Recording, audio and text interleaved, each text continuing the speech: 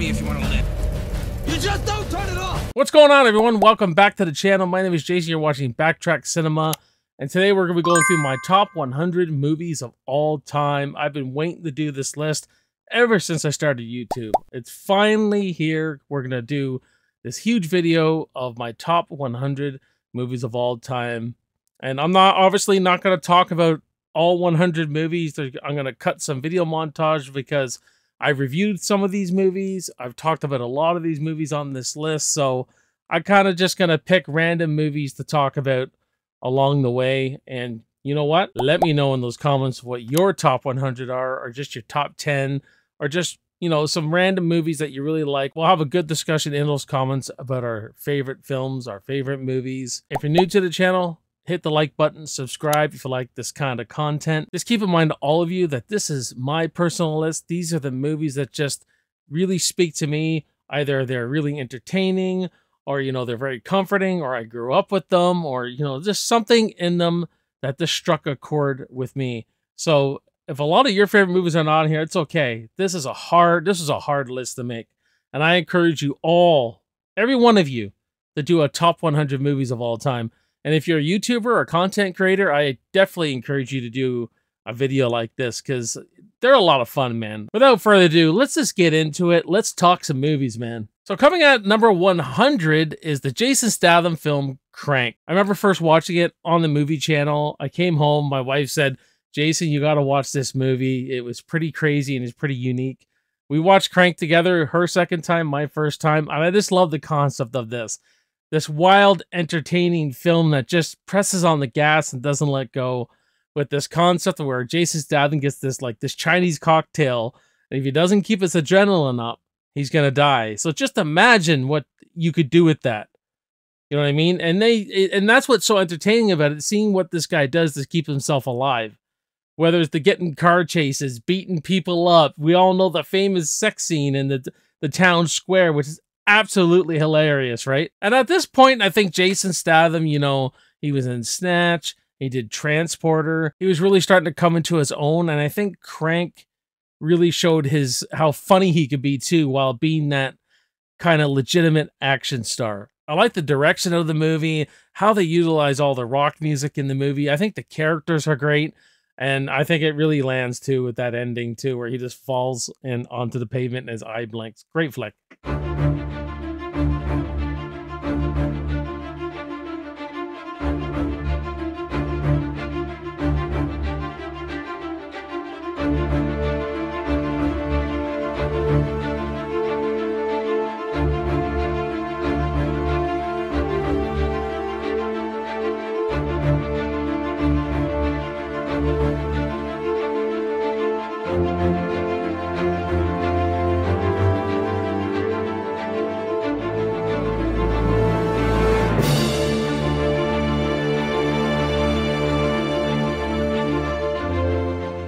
Coming at number 95 is my personal favorite John Wayne movie, The Cowboys. Now, The Cowboys is something nostalgic. I watched it with my dad growing up all the time.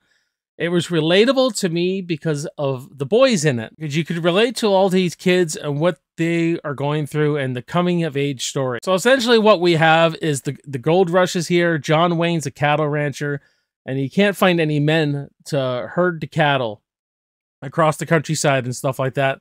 So he goes up to the local school, and he hires boys to do it. And it's really these boys becoming men at the end. Because the bad guys in this, the leader of this gang trying to steal the cattle, young Bruce Dern in this, he's just fantastic in this. There's scenes in this where he's freaking frightening to these children, right? The way he threatens these children. It leads up to this big fight scene between John Wayne and Bruce Dern, which has a lot of tension to it. And, you know, spoilers here, but John Wayne actually ends up getting killed, and that's the point. The boys become men, they take charge, they finish the job, and they get the cattle back. This is just a fantastic film. I've always loved The Cowboys. Coming at number 94 is Stand By Me. This is another coming-of-age classic, you know, directed by Rob Reiner, written by Stephen King. You could really relate to all these boys, whether it's, you know, Vern or, you know, Will Wheaton's character, or River Phoenix character. You know what I mean? He put in a very emotional performance. And it's really the build up to the movie, you know, where they're going to find this dead body, and you're just wondering what this dead body's going to look like. And when you finally see it, man, it has packed such a punch to me, I find, you know what I mean? And the movie's absolutely hilarious. And Keith Sutherland too. It's just, I think this plays a great villain in this as the bully where they're also looking for this body to get money. It's really thought provoking at the end of this film where it's like, I never had the friends like I did when I was 12. It's like, does anybody? Great flick, great line.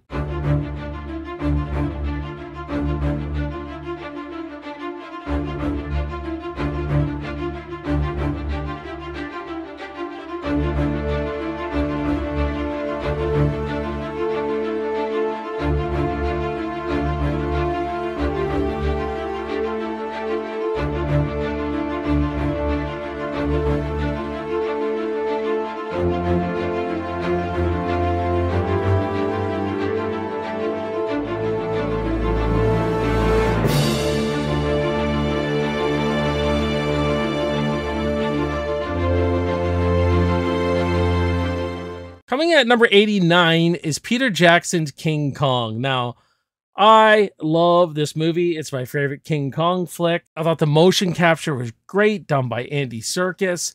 You know, really bringing King Kong to life, tapping into the more human side of King Kong. You really see the emotions of him and how he's protecting Naomi Watts' character. Great direction by Peter Jackson. When they get to the island, it's absolutely fantastic, and one of the best fight scenes ever in a flick with the 3 T-Rexes and King Kong, you know what I mean?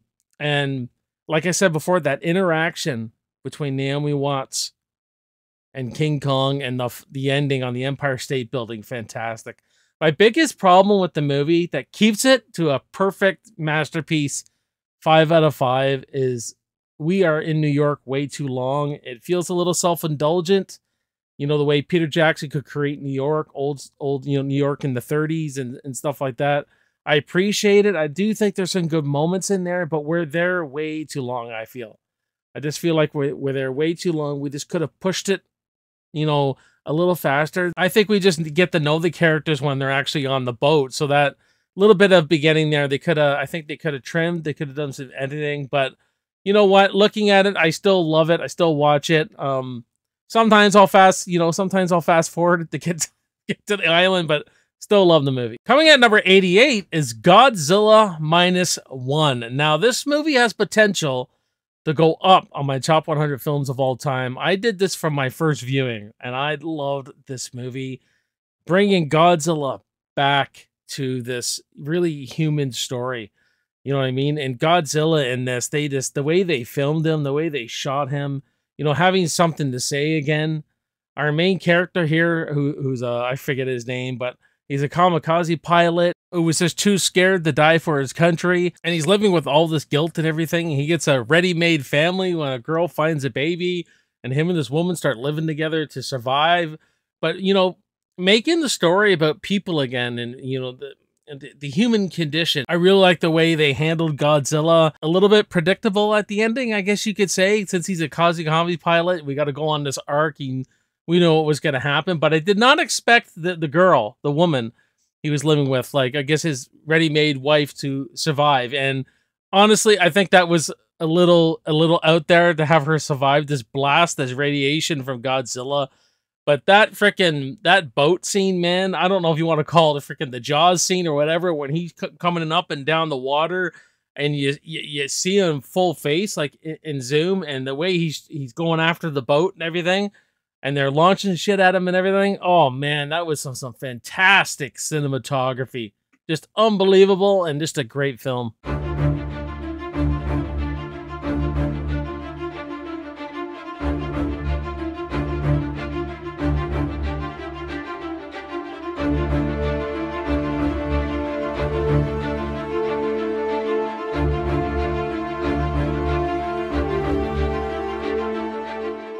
Coming in at number 85 is Prisoners, starring Hugh Jackman and Jake Gyllenhaal. Hugh Jackman is terrific in this movie. Him and Terrence Howard are neighbors, and their 2 little girls go missing. It's really about this father's quest on finding his little girl, and, you know, what his wife's going through, what his son's going through. You know, just as a dark thriller. The cinematography is dark. It's really gritty. They really go for the throat in this. They're really capturing the human emotions of what a father would be going through. And you know how this eats away at him and the way he takes the law into his own hands. This is really the dark side of humanity, and it's directed great by Dennis Villano. I think that's how you say it. I'm probably butchering his name. Fantastic director. I mean, his reputation, his films speak for themselves. He's really great at these dark thrillers and just tapping into character, right? Coming at number 84 is Promising Young Woman. Now, this movie, this really blew me away when I first watched it. And it just, you know when a movie captivates you? When I first watched this, I watched it 7 days in a row, every single day. Clearly has something to say, clearly had something to tell us, you know, make us aware, like this shit goes on, and it went on for years and years, and it's still going on. With women really being taken advantage of, and just really, but people turning a blind eye to it. People like participating in things. And so of a act that's just awful, just absolutely awful. Now, I don't feel like they put men in a freaking. I don't think it's saying, you know, all men are freaking scumbags. This is what they'll do to you. I don't think it's really saying that. I think that's it's better handled than that. And I think it's another one where the tone shifts all over the place that I really like. This movie goes for almost horror thriller, then it turns into a rom-com. It's one of the most unique revenge stories I've ever seen. Great performance here by Carey Mulligan, who plays Cassie. She had a friend who is a victim of a rape, a gang rape kind of thing. And she goes out now and just, you know, lures men in and exposes them for what they're really doing. And making them kind of look at themselves and go, shit, should you be doing this? Really? And you get a really nice supporting cast. There's some really great moments of tension and like scenes that just kick you in the balls, like the end scene here where she goes to take her revenge out on all these guys, which is in the classic iconic now, man, the nurse's outfit. And you think she's just gonna go in there and kill everyone, and she ends up getting killed. I thought watching that for the first time and go, no, you almost landed this movie. But it has another little twist where she gets them in the end, and I just thought it was a really great movie. Coming in at number 83 is Man of Steel. Now, this is my favorite Superman movie. I love what Zack Snyder did to this. I love this version of Superman. I feel like there's more of a conflict within him. Not that the original had that too. There was a lot of conflict, that I do love Christopher Reeve. Grew up with those movies, man. I'm not taking anything away from them, but Man of Steel is a movie that gets better and better and better for me as I watch it. That great opening of how Krypton fell and everything is great. I like the way he tells the narrative in this, where we go to flashbacks and it's pushing the story forward. I love the way, I love that Clark has to make a choice to kill at the end of it. I loved it. Saving the human race or killing Zod. You know what I mean? One of his own. You know what I mean? And you understand where Zod's coming from. Like he's a really layered villain. And I love villains like that, where they're just not, you know, your typical cliche, I'm bad, here to destroy everything. You understand where he's coming from all in the story. And I just love the plot and how everything ties together. Henry Cavill is a great Superman. I wish we would have got more Superman movies with him. I'm even a pretty big fan of Batman versus Superman. And I like, obviously, Zack Snyder's version of Justice League. It's got great action in it. I love the way it's shot. I think the music, the score is so good in this. I believe it's Hans Zimmer. Don't quote, let me know in the comments if I'm wrong about that, but this is a great time. It gets better with each watch. Coming out at number 82 is the Christmas classic, It's a Wonderful Life. This is a great Christmas tale with a lot to say about taking your life for granted, taking people you love in your life for granted. We see George Bailey kind of rise to the top and kind of fall, you know what I mean? In a nutshell, he wanted to do so many things. He wanted to get out of this town of Bedford Falls, and something always kept him there.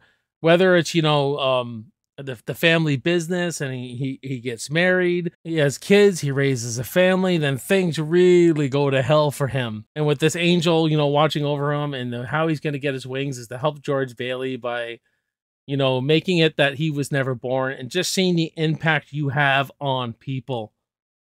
Just your regular life, how much impact you've had on people from the moment you were born, you know what I mean? And don't make no mistake, we impact people every day of our lives, and I just love the way the movie dissects that. Really great performance here by Jimmy Stewart. The movie will make you laugh, it will make you cry. It has great moments of tension when he loses it on his family. You know, when he comes home at Christmas, he's snapping at them and he just loses it. Just a great film, man, an absolute classic. Coming at number 81 is Ben-Hur. Now, this is an epic movie from the 50s, from 1959, I believe. I believe it won like 10 Academy Awards or got nominated for 10. I don't really know the how many it actually won, but I know it was a lot. And the story focuses on Judah Ben-Hur, played by Charlton Heston. And it's really about these two friends who just become enemies. It builds up to the classic iconic chariot race at the end of this movie. It's a revenge tale, but it's also got some great forgiveness in it. A lot to say in this movie, man. It has that chariot chase is absolutely fantastic, but what is really fantastic is the forgiveness stuff. I mean, it's you see this character being eaten away, you know, by revenge of what's happened to his family, you know, having his title taken away, and you know, even when he gets his revenge and everything, it's not satisfying. Hatred is never going to be satisfying, and in the background of all this going on is Jesus spreading the gospel. More followers are following him, and then it ends with the crucifixion of Jesus and everything. And then right at the end, the line gets me every time. I love that line where Charlton Heston says, "Father, forgive them, for they know not what they do." And I felt his voice take the sword out of my hand. Man, beautiful line, beautiful movie. The feeling you get at the end of this movie is fantastic.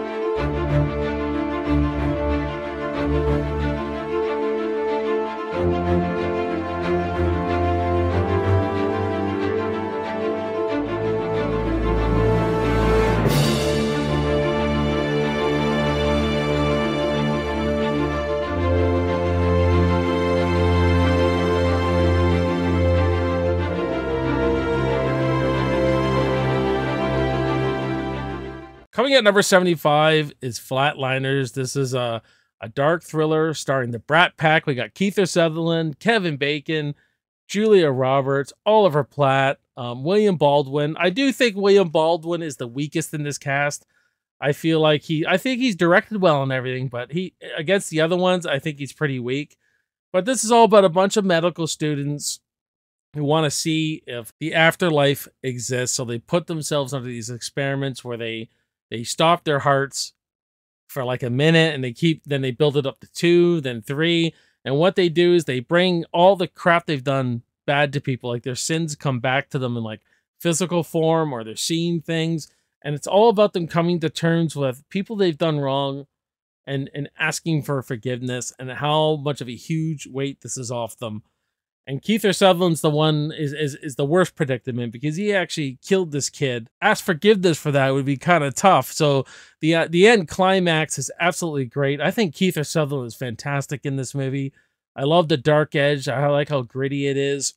A Joel Schumacher film.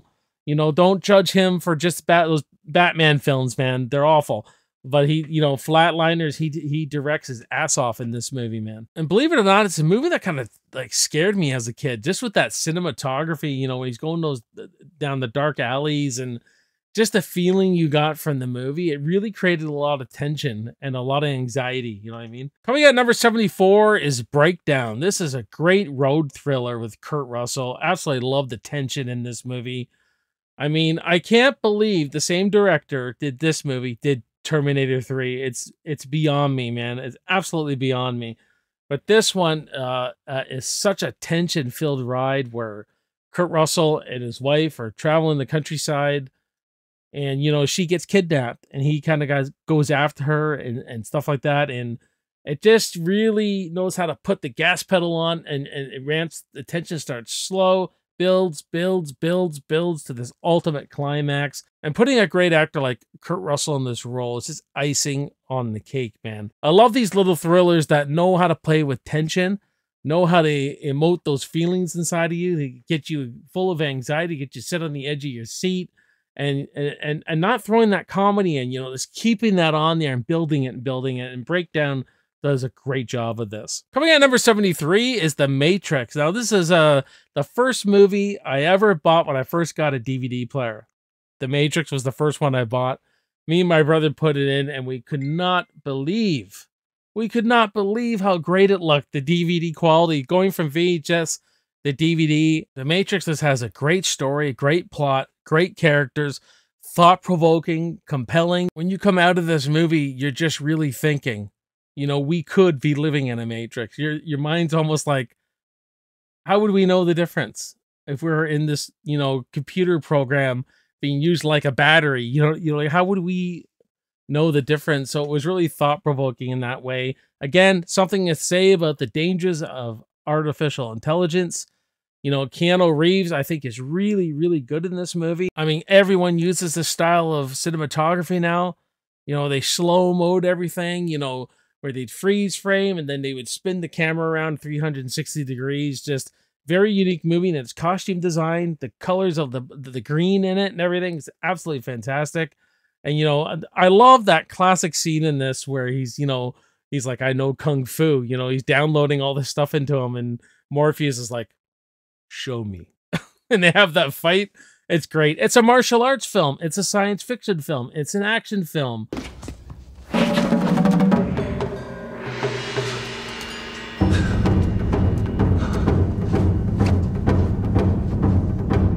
With all great protagonists, you have to have a great antagonist. And Mr. Smith, he's fantastic. What a great film. Such a unique film, and it will be the most memorable science fiction movies of all time.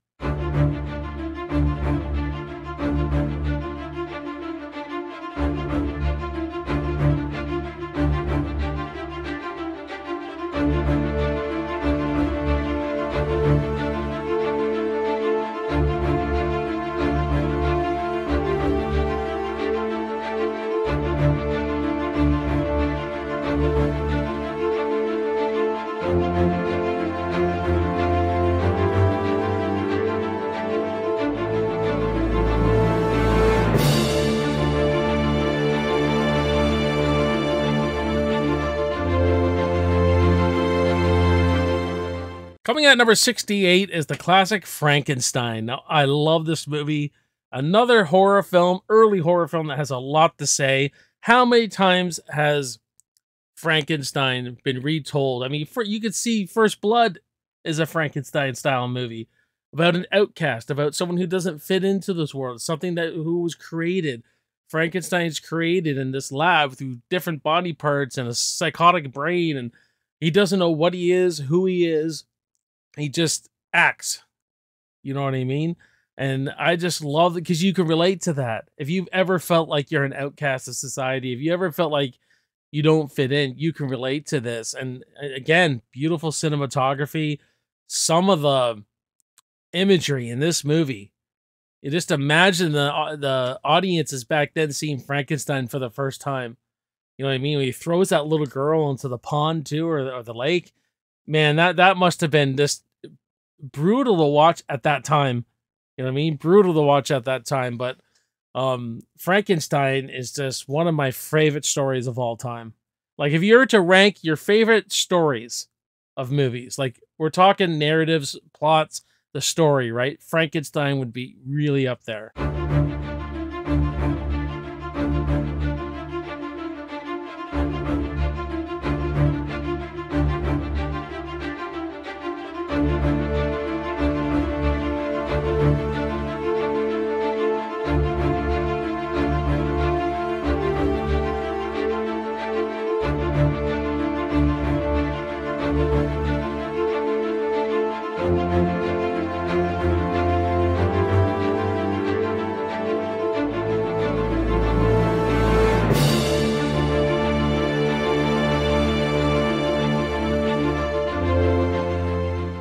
Coming at number 63 is Warrior. Now, this is a movie I like to recommend to everyone because I feel like a lot of people still haven't seen this movie. With Tom Hardy, Joel Edgerton, it's a boxing or fighting, like MMA drama with a real, family story at the center of it. Now, as big as of a Rocky fan I am, and you guys know it's going to be high on this list, you know me, I'm not opposed of anyone saying this is their favorite drama fight movie. I think that this movie is that good. These two brothers who haven't seen each other in a long time. It's really is a split family. They had a drunk dad. Nick Nolte's their dad. He's trying to make amends, and it centers around this tournament, this MMA tournament where the two brothers come like this, or where they have to face each other at the end. Another one about not carrying all this hate around you, learning how to forgive loved ones who have done you really wrong in the past, especially like this father figure who treated his kids like crap, was a drunk, and this is the father supposed to be the protector, and other stuff going on with the families and stuff like that. All the motives of the characters are clearly defined, and you clearly understand, and it's compelling, man. And the fight scenes are absolutely vicious. They're brutal. They're real. They're raw. Coming at number 62 is 1917. Now, this is a war movie, man. This was a fantastic theater experience.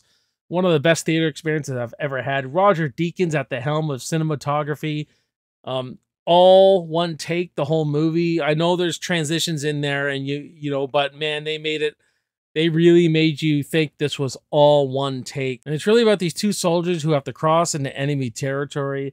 They have orders, and it's a race against time. Some of the scenes in this are filmed immaculately, man. The cinematography is out of this world. And the way we follow the characters around, like in the trenches and everything, and the attention to detail, how muddy it looks, these dead bodies, just rotting corpses out there, just horrific imagery in this. Because of the one-take shots and everything, when an action scene starts, it's filled with tension, man. You're on the edge of your seat. It's just an absolutely terrific movie. Really great performances in here, and really an experience. Really putting you in a soldier's point of view going on this journey, man, this impossible journey. Great stuff. Now, coming at number 61 is the original Karate Kid. Now, I've gone on record several times saying Karate Kid Part 2 is probably my favorite Karate Kid movie, but I want to give bonus points here to the original. Because the original started it all. But for all intents and purposes, I think Karate Kid 2 may be a better movie. But the Karate Kid, here we go. I started it all. The director who did Rocky, John G. Avildsen, does the Karate Kid. This is another movie that probably made the sport of karate so bloody popular after, with Cobra Kai on its last season. Karate Kid franchise has been ignited. It's had a flame lit under its ass. But this first movie with Daniel LaRusso and Johnny, the bully and the new kid to the school who's getting beat up, who's getting picked on all the time, learns karate from the custodian of his building, Mr. Miyagi. And what can you say? One of the greatest characters in film history, if you ask me. I love the wisdom of the character. He teaches Daniel about life. It's not just about karate; it's about life. And they just formed this father-son bond that is really beautiful to watch throughout this movie. And the way Daniel learns respect, because let's face it, Danielson is a freaking hothead in this movie. In a lot of ways, he deserves the freaking ass kickings he got. You know what I mean? And that's what he goes on this journey of learning respect from Mr. Miyagi. And at the end of the end match there is terrific. It has a great score. Bill Conti doing the score on this. And I've always loved the Karate Kid. I'm a big fan of the franchise.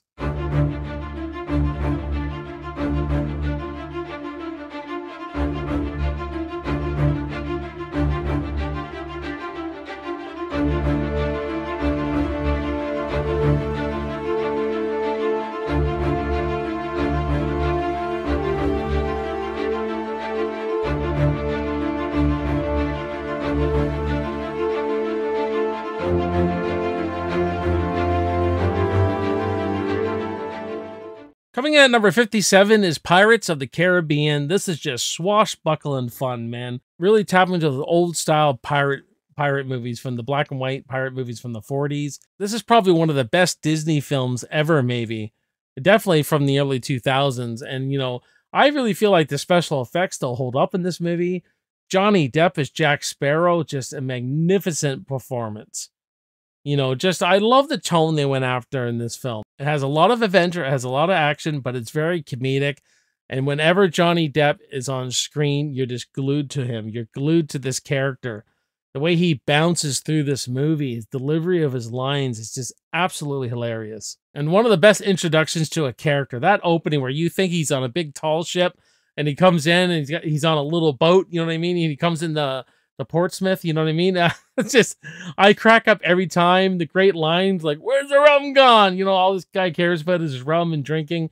He played a pirate perfectly, and it's just one of the most perfect adventure films, and it really does a good job of filling out the cast around him. You know, Keira Knightley, Orlando Bloom, our bad guy Barbossa there, you know, just a great adversary for Johnny Depp, you know what I mean? Just great flick. Coming at number 56 is Indiana Jones and the Temple of Doom. This has always been my favorite Indiana Jones movie. I like the darker turn it takes.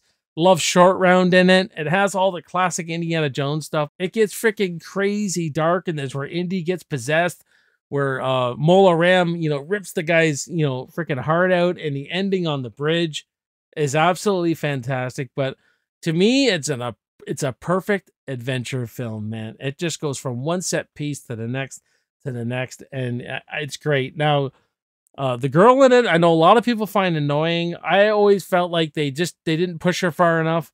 You know, they really wheeled her in. Steven Spielberg really wheeled, Kate Capshaw really wheeled her in.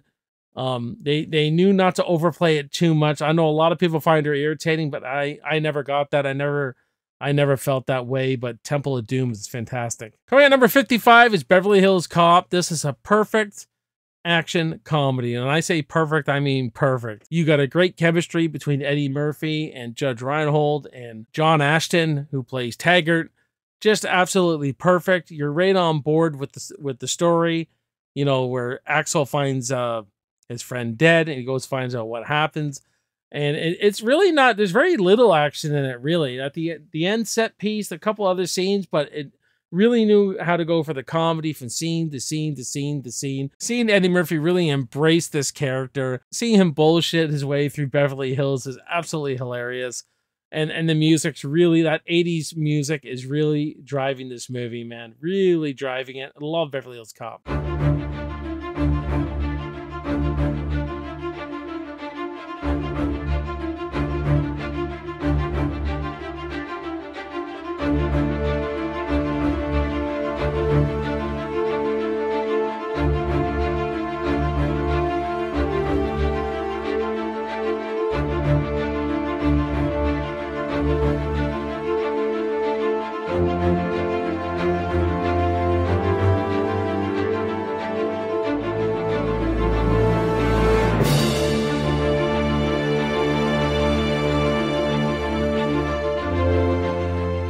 Coming at number 50 is Sicario. I love Sicario, man. This is a really gripping, tension-filled thriller. You know what I mean? Benicio del Toro is absolutely fantastic in this movie as this hitman. Emily Blunt, our main character here, I believe her name's Kate in it. She works for the FBI, and she's losing this uphill battle against the Mexican drug cartel. She's just, you know, finding bodies, finding more dead bodies after dead bodies. So she looks just worn and weathered in this movie. And she gets hired by the government to go into Mexico City to really shake up the cartel. The movie really puts you in her shoes and how you don't know what the hell is going on. We get this character played by Josh Brolin, who's absolutely hilarious. He's there to shake shit up, not really to bring down the cartel, but to make some noise, to make them think twice, right? And meanwhile, there's a little revenge subplot with Benicio del Toro going after revenge against the cartel. So this gripping movie, a really gripping movie. One of the best lines I've ever heard in a movie. We'll get to into a second, but Emily Blunt's character is just not willing to sell her soul, to do the real nasty shit. She was there essentially to make it legal, and they want her to sign a form to say everything they did was legal. The way, you know, Benicio del Toro taking revenge, and the way, and he says, you know, go to a town because this is the land of wolves now, and you are not a wolf. I was like, man. And the second one's not bad either. Coming in at number 49 is Heat. Absolutely great Michael Mann directed crime thriller. Al Pacino, Robert De Niro. Robert De Niro's like sets up robberies, everything. Al Pacino's the cop who has to go after him. And it really showing you both sides, showing, you know, the perspective of the villains, the perspective of this cop. He's a burnt out cop. He's a good cop, but he can't seem to do anything except be a cop. It really, really, you know, deals with a lot of obsession, dealing with, you know, he can't seem to hold a family down, a marriage down, anything like that, because the shit he sees on a daily basis, what he has to do. There's that great diner scene between these two. That's an actor's moment. The whole movie is filled with great performances, though, but the diner scene's iconic. You know what I mean? You know, like that conversation, you know, where Robert De Niro's like, you got to be willing to walk away when you feel the heat. And, you know, the way they end it with Al Pacino going, brother, I will be there to take you down. Very cat and mouse movie.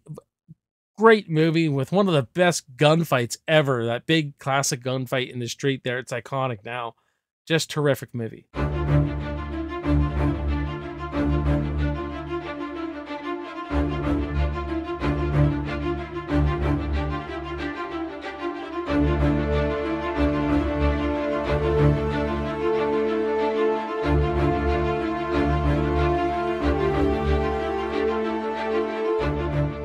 Coming in at number 46 is The Godfather. I love the original Godfather, another Pacino classic. I love Marlon Brando as Don Corleone. I mean, he has some of the best moments in this whole movie, but the movie really did a lot of things first for this genre, mafia genre, mob movies, crime movies, whatever you want to call them.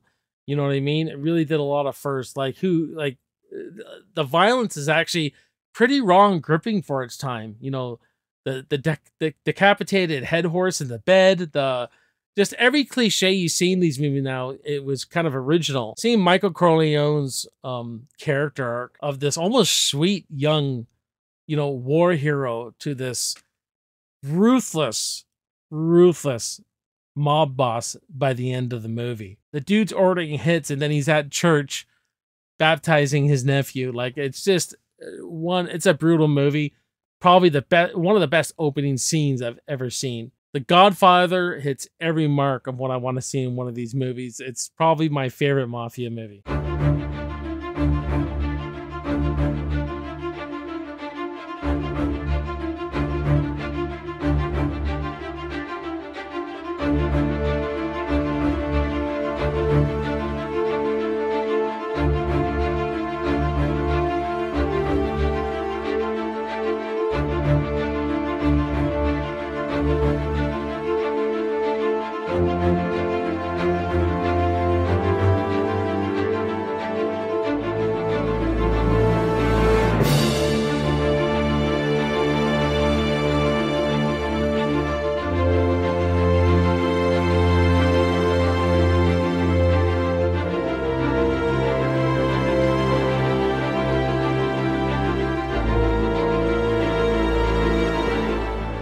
Coming at number 40 is Wind River. Now, I believe I know this is written by Taylor Sheridan, but I believe this is also directed by him. And I know he's wrote some of my favorites, like directed and wrote Wind River. He does one called Hell on High Water, just one of my favorite writers. He does a really good job here. It's a slow burn, dark thriller with the real depiction of grief. We got Jeremy Renner playing a fish and wildlife guy. Essentially, he's a hunter, and a young Native American girl is raped and murdered. And so the FBI comes in, Elizabeth Olsen's character, and she teams up with Jeremy Renner's character to find out who did this, you know. So he's basically tracking in what happened, piecing everything together.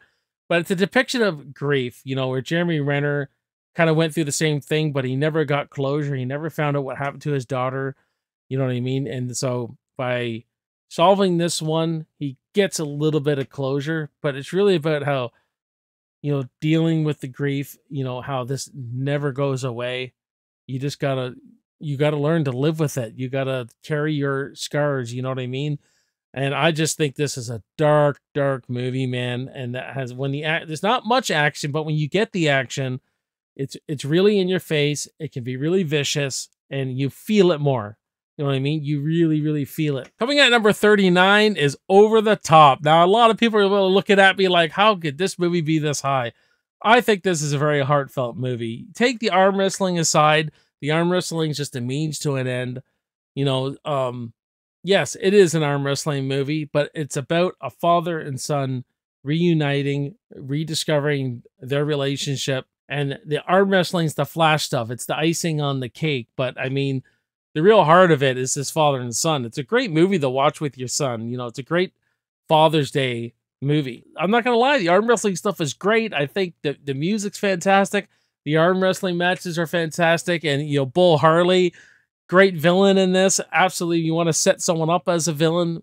You could say the grandfather's kind of like the conflict that's at the heart of this, but Bull Harley is a great villain. But I know a lot of people would just see a cheesy 80s movie, but I think it has a lot of heartfelt moments in this movie. I think that's through Stallone. Stallone knows how to play the underdog character. He knows how to play someone who, you know, has, you know, he's redeemable. He likes playing these characters who get redeemed at the end. And this is a father who, you know, may have walked out on his family 10 years earlier, you know, and the mother was on board saying he had his reasons, and just wants to connect with his son, wants that relationship with his son again. And how could you not be on board with that, man? I love Over the Top. Coming at number 38 is Silverado from 1985, one of my favorite Westerns. This is a movie that's just full of great, great characters, and it's entertaining as hell. Brian Dennehy playing a really badass man. He's an awesome villain in this. This really has everyone in it. Scott Glenn, Kevin Costner, Kevin Kline, Danny Glover, and they all have their own little story in the movie, and you just like you're learning it as you're going on. You're going on through this movie. Each character you meet up with, you learn their story. It'll branch off into their own story. Then they come together at the end for this epic freaking gunfight. And there's so many great one-liners in it. It's got great action. I love the way it's filmed. Love the tone it's going for, with cowboys just making things right at the end with, you know, this sheriff who's corrupt. The whole freaking town's corrupt. He's got everyone in his pocket, all that kind of stuff. And we're going to give you a fair trial, followed by a first-class hanging.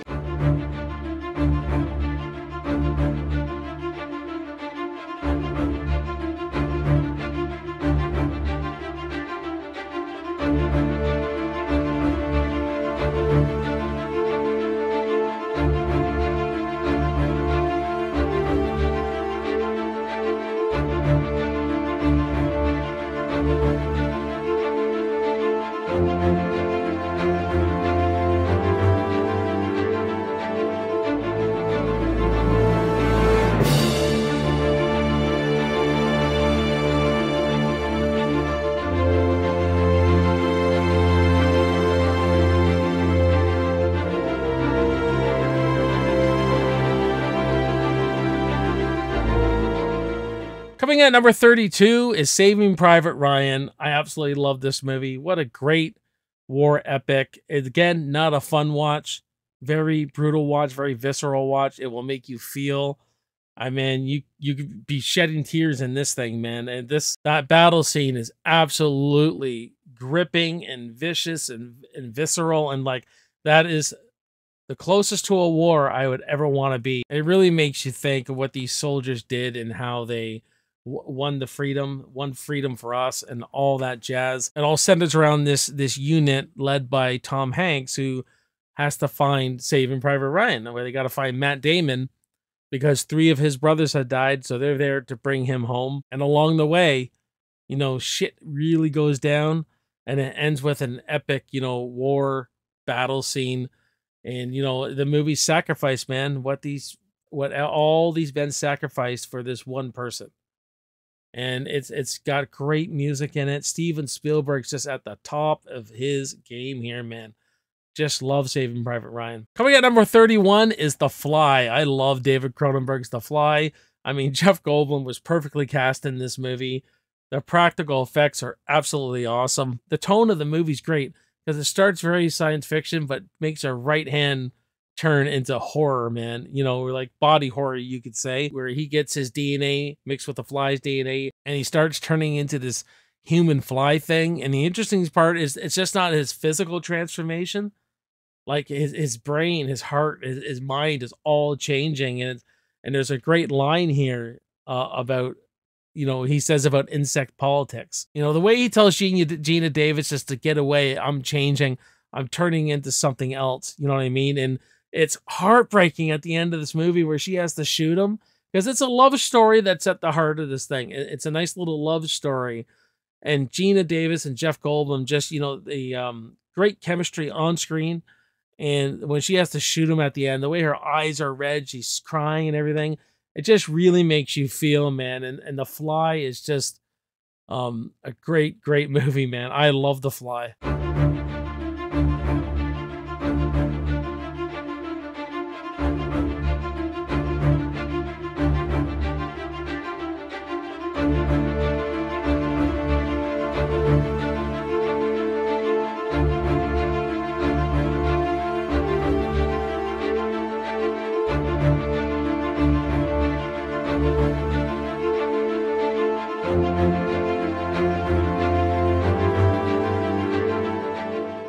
Coming out number 27 is Ip Man, Donnie Yen's Ip Man. Ip Man is a loosely based true story on Bruce Lee's trainer, the guy who taught Bruce Lee Wing Chun, I think it is. Wing Chun. I'm probably freaking butchering that too. I'm sorry. But my favorite martial arts film. Why? Not does it only have all the fighting. It has the character, man. This movie is filled with character. It's filled with a great score. You know, you take this movie in 3 sections where Ip Man is, you know, he's very successful. He's the best martial arts guy in the town, you know what I mean? In China. And you're really seeing all these teachers of schools, you know, fight each other and, you know, everyone learning martial arts. And then through the second act, which is the darker act, that's when China is under the rule of thumb of Japan and the war has started. And there's a scene where Donnie Yen fights 10 men. It's just absolutely insane. And then it leads up to this fight against this Japan general, where Donnie Yen fights this Japan general. And the movie's just flawless to me. I absolutely love this movie. It's full of heart. It's full of character.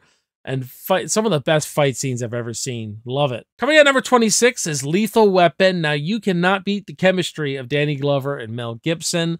I've always liked this one more than Die Hard because of the character in it. I think Mel Gibson's story is so good in it. You know, Martin Riggs' story where he's like suicidal and the only thing that's keeping him alive is the job. You know, it's his only sense of purpose. And he meets Danny Glover. The family takes him in. He becomes part of the family. And through all this, they got to take down these, you know, mercenaries. Essentially, Gary Busey leading, you know, he's Mr. Joshua. I like the villains in this. The end fight is great. The action scenes are great. Richard Donner really directing his ass off in this. Great performances. Man, I could just put on Lethal Weapon any moment of the day. Coming at number 25 is Tombstone. So this is my favorite Western. I just been watching this ever since it coming out when I was 14. You know, that chemistry between Kurt Russell and Val Kilmer as Doc Holliday, and, you know, Kurt Russell as Wyatt Earp. It's fantastic. Really, this is about Wyatt Earp retiring as a lawman. He just wants to get rich and be with his family. And so they go to Tombstone to try to make it rich. And then trouble just follows this man around. It's really a build up to the gunfight at the OK Corral. And there's a lot of tension that goes along with it. And how Wyatt Earp, you know, this decimates the Cowboys. The first organized gang, like organized crime ever. But what it really does too is that it's a real authentic Western. Like, the movie is so bloody quotable, but everything they're doing, like Val Kilmer really playing the piano, the attention to detail on everything in this movie is fantastic. It has so many great scenes, whether it was Kurt Russell bitch slapping Billy Bob Thornton, or, you know, I'm Your Huckleberry with Doc Holliday, you know, Val Kilmer, you know, and it's weird, and it has so many great villains. You know, I've been saying you got to have great protagonists and your antagonists, right? But there's so many of them in this. They got just as much great villains as they do the good guys, like the Earp brothers and Doc Holliday. And you start off with the leader of this with Powers Booth as Curly Bill, and then it shifts to Johnny Ringo, played by Michael Biehn. And the movie's just filled with great character. The stuff going on with Wyatt Earp in this, and Kurt Russell plays it great. And Wyatt Earp just kind of teetering through life, you know, meandering through it. And by when he kills all the bad guys and he's trying to get on with his life, he's had one brother dead, and he's at Doc Holliday's deathbed. It's some really thought-provoking, really compelling stuff. What would you want? Just to live a normal life. There's no normal life, White. It's just life. And it does have this like classic Hollywood, you know, feel-good ending. He ends up with the girl at the end, and you know, like one of those happy endings, but just a great Western, man.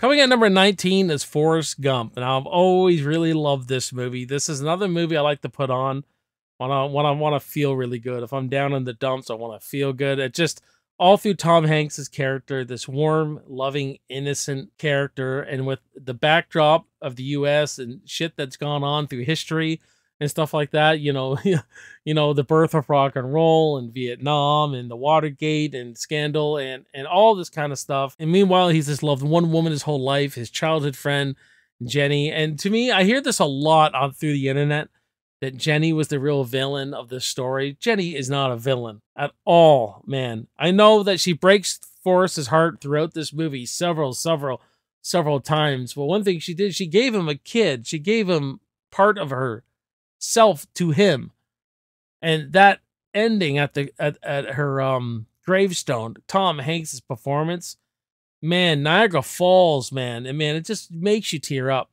I am not a crier, but man, that scene really makes me tear up. Until you lived in Jenny's shoes and went through what she went through, I mean, she, even at the end of the movie, she's like, I just was not in a good place. She has so much regrets at the end of her life. I think Robin Wright played this character perfectly, man. Gary Sinise as Lieutenant Dane, he's awesome, really there for a lot of comic relief. What's there to be said? A great score by Alan Silvestri here. And really the theme of the movie with that feather floating around, you know what I mean, is do things happen by accident, or is everything really predetermined? And Forrest at the end's like, you know, I think it's a bit of both.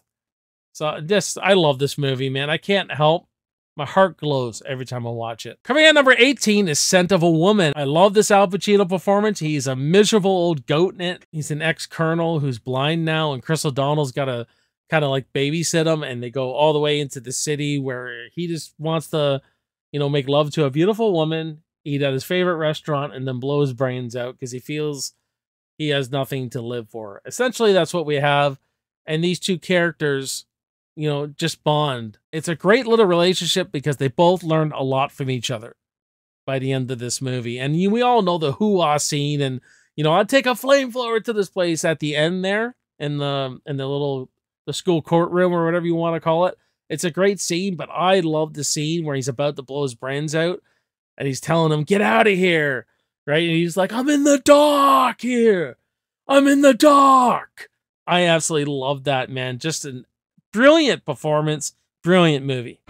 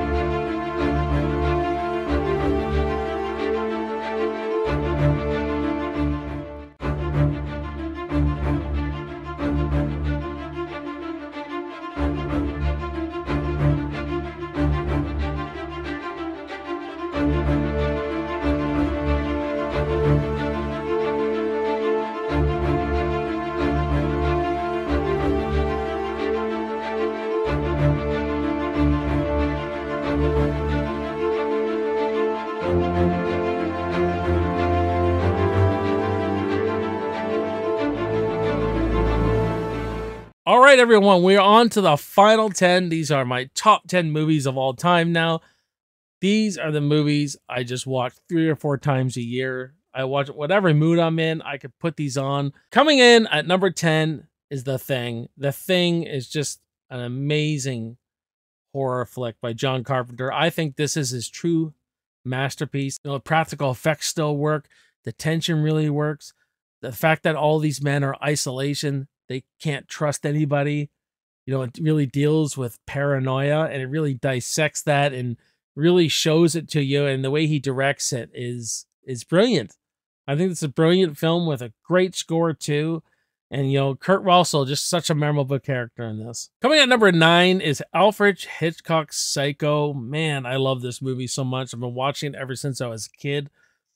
Shower scene, just an incredibly directed, an incredible scene. The movie really inspired the slasher genre. You could say it's the godfather of the slasher genre. I like the slow burn nature of it, how we're focusing in on Norman Bates' character. It's another horror film, but it's a psychological thriller. And the way Alfred Hitchcock, you know, wheeled you in thinking this was about, you know, Marion Crane's character, then we flipped the Norman Bates. It's like, no, it's about the killer. And I always love movies where it's about the killer. You know what I mean? And just the way he directed this was fantastic. It's beautifully directed movie. I do think like the first half of the movie is better than the second half. I will say that, but I love the whole movie. I think the whole movie just works. I mean, if you're a real monologue, if you're a real dialogue person, you really like actors, you know what I mean? You love the craft of acting, then that parlor scene where he's talking about, you know, put your mom in an institution. He goes, a madhouse, an institution? And it says the famous line, you know, we all go a little mad sometimes. The way that scene plays out and the layers behind it, because you're not supposed to know at that time that he is his mother. And so those layers, seeing mother being drawn out, I think was always just beautiful to watch. Coming at number 8 is the original Nightmare on Elm Street. I absolutely love this movie. You know, it's the crown jewel of the slasher genre for sure, of the 80s horror. It's my favorite 80s horror flick. You know, Freddy Krueger is just awesome in it. I mean, I love Heather Langenkamp. I love the direction. I love the cinematography and the music. Everything comes together in this movie. It's just that ending of where he pulls the mom through the door is just a little bit lazy for me. And I just wish they would have had something that just sat with you better, sat with you, that made you think a lot better. You know what I mean? But a scary flick too, man, when it's come out. I still can get scared by this movie. Like, it still can get into my bones. That's what it does, right? And a little something to say about, you know, parents making a mistake, taking, you know, revenge into their own hands, granted to protect their children, but it kind of comes back at them. You know what I mean? Sins of the father kind of theme, you know what I mean? And just a great classic. And you just don't see them like this no more, man, for sure. Coming at number 7 is Master and Commander. I just rewatched this one over the weekend, and I still just love it. It's a masterpiece. It's a 5 out of 5 film. I love Russell Crowe in this. I think this is his best performance. Me, personally, I love the way he plays Jack Aubrey. He's a captain of this naval vessel that's got to go after this French frigate during the Napoleonic War. I believe the year's like 1810 or 1812 or something like that. And it's a real chase movie throughout the ocean and everything, going around the Cape Horn, and this crew is really being tested. You know, the captain has a duty, but he has a friendship with this surgeon, and it's really about friendship and how it's tested. Throughout this movie, Jack Aubrey just won't let things go. He's going after, he puts his crew through a lot. He's going after this ship, you know what I mean?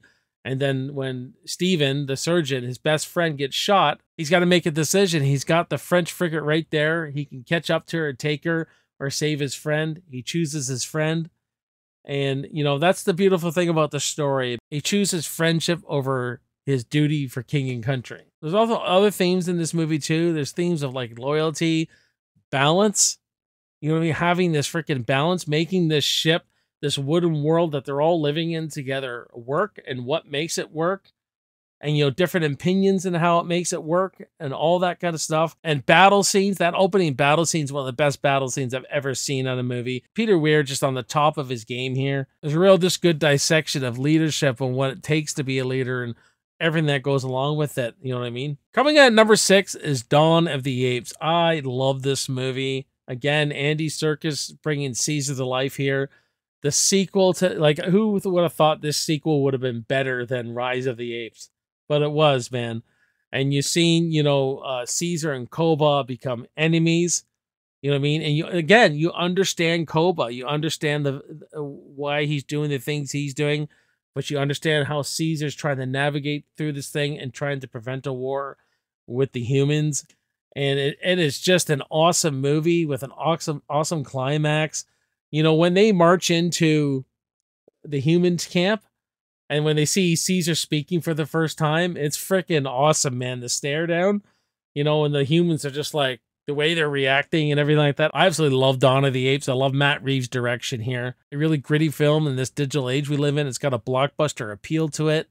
And just an amazing flick. I love the human characters actually in this too, like Jason Clarke and his family and all the performances there. The end fight is absolutely epic, but a great blockbuster sequel while have something to say and having all the action to go with it. All right, number 5, Aliens. What's more to be said? The ultimate sequel, sci-fi action sequel.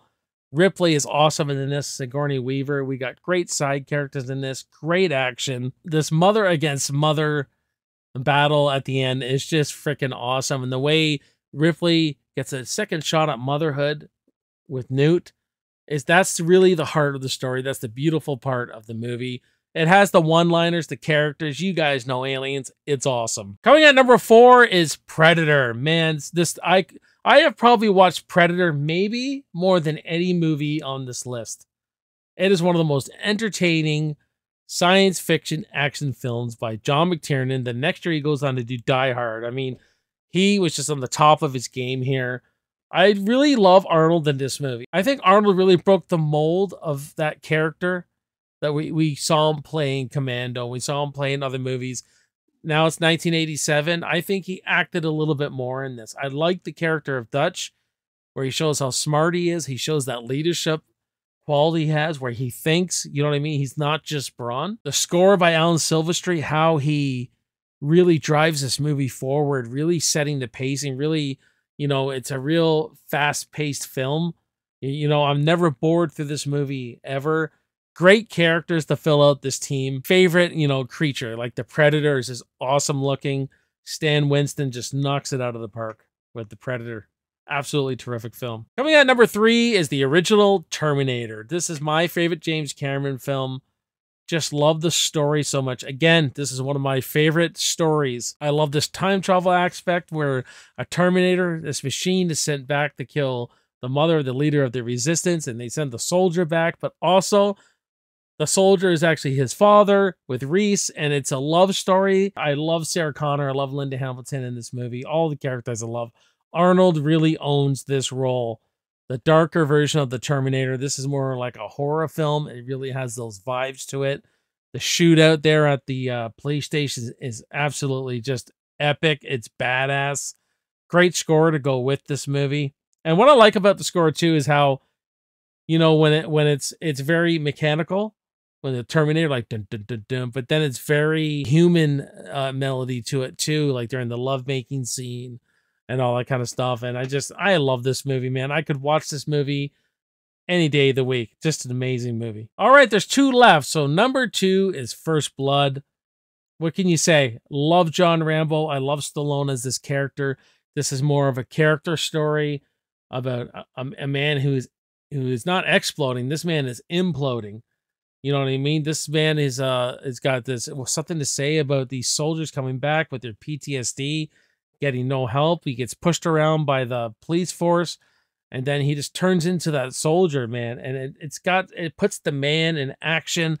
It's a real thrilling movie. It's an action thriller, you know what I mean? That really steps on the gas And, you know, his performance at the end of this, you know, they could have easily just had him go out in a blaze of glory, but they make him implode. The character breaks down from the inside, you know what I mean? Breaking down like a young child, you know what I mean? It's a really, really great performance. Brian Dennehy as the villain here is absolutely terrific. It's so intimidating. But you do see his side kind of too, you know what I mean? And Colonel Trotman, he delivers some of the best lines in this whole movie. But you guys know where this is going. You know what my favorite film of all time is, and that is the original Rocky. I absolutely love Rocky. I love the character. I often say the movie when I put the movie on, it feels like I'm hanging out with a friend and doing something that seemed like so unachievable from a character like this, going the distance with the heavyweight champion when he's over the hill himself. You know what I mean? And it's lightning in a bottle. Everything came together in this movie. The perfect writer, the perfect score, the perfect actors to play the characters, you know, just the perfect director for this movie. You know what I mean? Everything just really came together in this movie. And I love the way they filmed that end fight scene. The 14th round is probably the best scene in movie history for me. I absolutely love it, where he gets up, but Paul's like, what the hell? And he's like, come on. You know what I mean? Never giving up. That's the theme, right? Never giving up. Always putting your best foot forward. Rocky is just such a heartfelt message. And hey, they have a Rocky Day now. How many franchises, movies have their own day? I know we have like an unofficial Star Wars Day, May the 4th. Now they've made a Rocky Day. I think it just had one. And I think every November there's going to be a Rocky Day. It's just, Stallone is my favorite actor of all time. He just meant so much to me as a kid. He means so much to me now. I just would sink myself into his films. And that's why First Blood is second. Rocky is number one. I absolutely just love Rocky. What's more to be said? You guys have heard me rant about Rocky, rave about Rocky. I absolutely love Rocky. And I absolutely loved making this video. That is it. 100 movies, guys. Wow. That was a long one, man. A very long one. We'll see how long it really is in the final edit, but this was a lot of fun, and I thank you, anyone who sticks around right to the end. I appreciate you. I thank you very, very much. But let me know, what are your top 100 movies? If you're daring enough, go ahead, give me your top 100 movies of all time, or just give me a few, top 10, whatever you like. We'll talk about movies in those comments. And if you like content like this, like, subscribe, all that jazz. This was an awesome time, guys, and I really appreciate you all. Stick around for the end card. I'll put some top 50 videos I've done, and you can go down the rabbit hole, check out a lot of my other ranking videos, and I will see you next time. My name is Jason. You're watching Backtrack Cinema. Cheers.